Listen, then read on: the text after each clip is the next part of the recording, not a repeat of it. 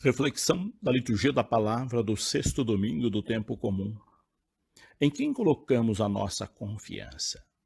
Essa é a pergunta-chave que norteia a nossa reflexão nesse sexto domingo do tempo comum. Ter clareza dessa questão é fundamental para termos uma fé sólida e fazermos investimentos certeiros que não irão nos decepcionar. Muitas de nossas decepções estão relacionadas a expectativas, situações, coisas e pessoas em quem nós depositamos confiança e idealizamos e que depois nos decepcionam.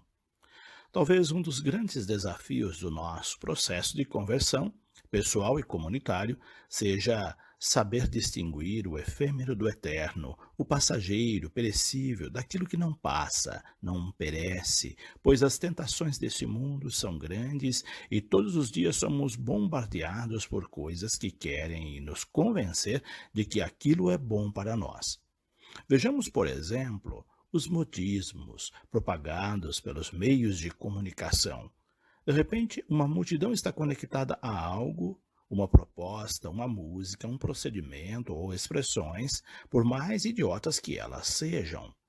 A internet e suas redes sociais têm um poder enorme sobre isso, e a televisão também. Levam multidões a agirem irracionalmente, simplesmente porque todo mundo está fazendo aquilo, usando aquele tipo de roupa, de cabelo, de expressão.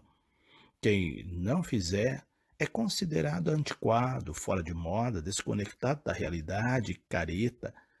Assim, os verdadeiros valores vão ficando esquecidos e ocultados no meio dos falsos valores e das condutas de gosto duvidoso. Vez por outra, aparece alguém que se destaca e muitos se ligam a essa personagem, seguindo-a como se ela fosse um deus. Quando essa pessoa falha ou morre, fica um vazio existencial na vida de seus fãs e seguidores, como se eles perdessem o sentido da vida, e de fato perderam, porque o sentido de suas vidas estavam naquele personagem ou ideologia. O desencantamento do mundo passa pelo desencantamento com os personagens e ideologias que acreditamos que seriam eternos. Essas e outras questões nos mostram como somos vulneráveis às influências midiáticas e da moda e como nos deixamos levar por elas e por pessoas que têm certo poder de persuasão. As leituras de hoje nos levam a pensar sobre tudo isso e nos ajudam a fazer escolhas acertadas, pautando nossa vida nos verdadeiros valores. A primeira leitura do livro do profeta Jeremias começa dizendo: Maldito o homem que confia no homem e que busca apoio na carne e cujo coração se afasta de Deus. Essa constatação não significa que devemos desconfiar de todo mundo e desacreditar das pessoas, mas mostra que não podemos colocar nenhuma pessoa no lugar de Deus, por melhor que ela seja. Nada deve substituir Deus na nossa vida. As pessoas podem ser instrumentos de Deus, mas não devem ocupar o lugar de Deus. No dia em que algo ou alguém estiver ocupando o lugar de Deus na nossa vida, nós seremos as pessoas mais pobres deste mundo, pois perdemos a noção dos verdadeiros valores. Falando assim, grosso modo, parece algo absurdo, mas esse é um procedimento mais comum do que imaginamos. São muitas as pessoas que têm verdadeiros ídolos neste mundo e que os seguem como se eles fossem deuses. Usam o que eles usam, fazem o que eles fazem, consomem o que eles supostamente consomem e consomem o que eles produzem. Enfim, canalizam as suas ações e a própria vida em função daquela pessoa, ídolo de sua vida. O mesmo ocorre com os bens materiais. Por ele se mata e se morre, como se a vida consistisse apenas em bens materiais, em poder ou status, que são, de certa forma, consequências desses supostos bens. Quem age assim deposita sua confiança num falso Deus, e por isso é maldito, diz a primeira leitura. Maldito não porque será castigado por Deus, mas porque terá uma vida pobre, mesquinha, sem sentido, ou seja, sem graça. Uma vida árida como uma planta do deserto, cujas raízes não conseguem buscar água nas profundidades da terra. Quantas vidas malditas estão perambulando pelo mundo? Elas sobrevivem de migalhas, de coisas rasas, sem sentido ou com um falso sentido, que lhe traz um prazer momentâneo, mas que não tem solidez. Porém, leva-se tempo para crescer na fé verdadeira e ter confiança plena, absoluta em Deus. É preciso um processo de conversão, um tempo para varrer de nós os lixos que o mundo vai colocando na nossa vida. Para uma vida ter sentido, é preciso que tenhamos valores, tenhamos metas, objetivos a serem atingidos e que esses objetivos não sejam tacanhos, mesquinhos.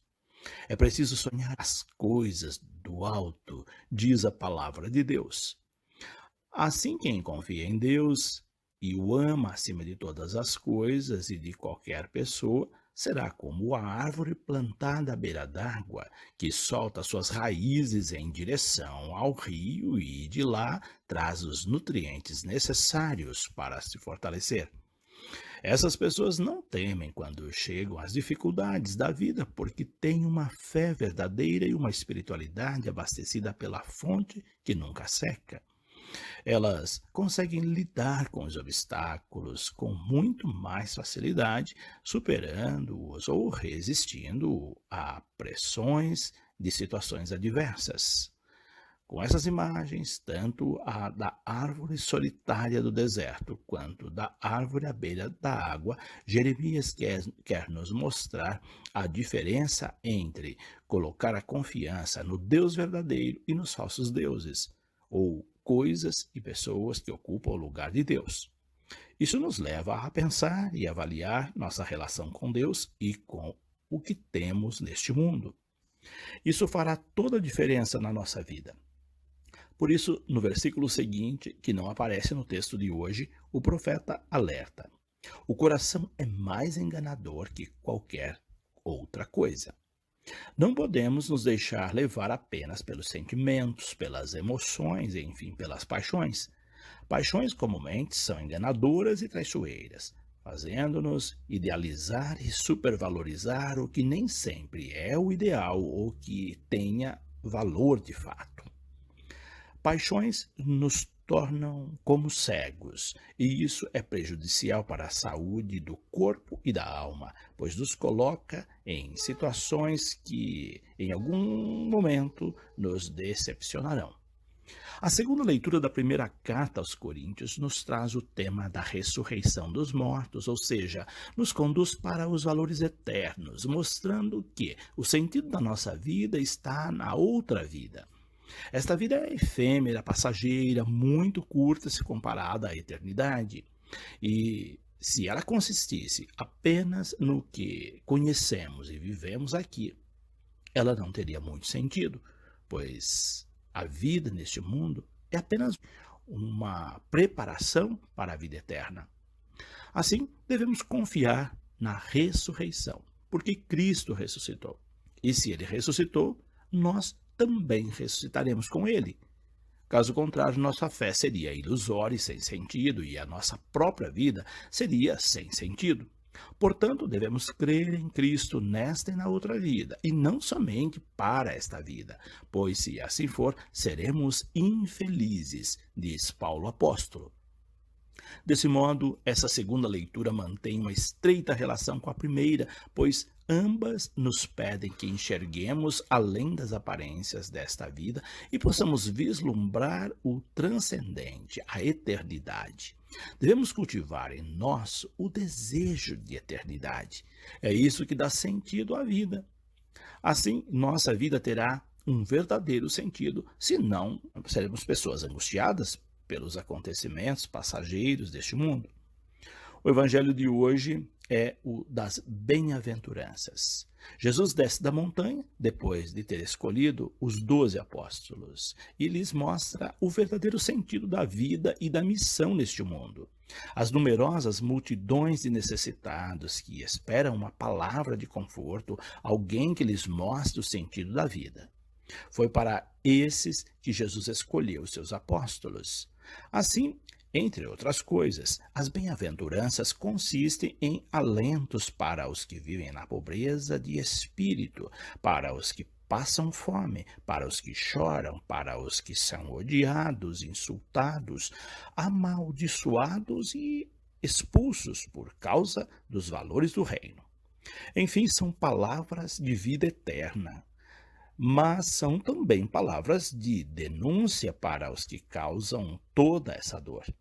É uma denúncia dos ricos exploradores que se enriquecem às custas da pobreza de tantos, dos que causam a pobreza de outros, dos que vivem na abundância de bens enquanto tantos passam fome e não têm onde morar, dos que vivem rindo da miséria alheia sem se compadecer da dor do outro, dos que são bajulados, elogiados e se vangloriam dos seus poderes.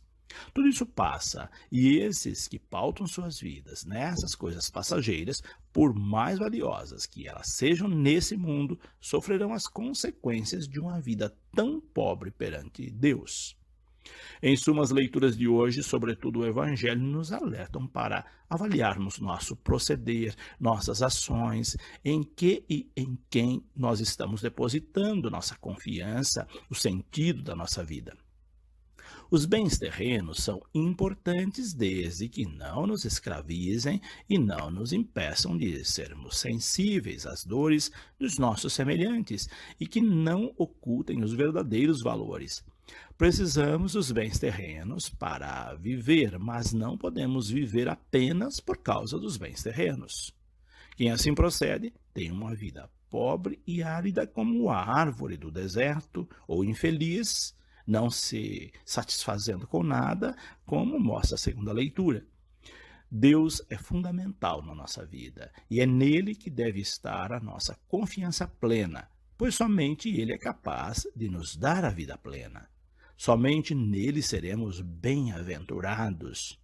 As demais coisas e pessoas não passam de aventura. Deus abençoe a todos. Padre José Carlos Pereira.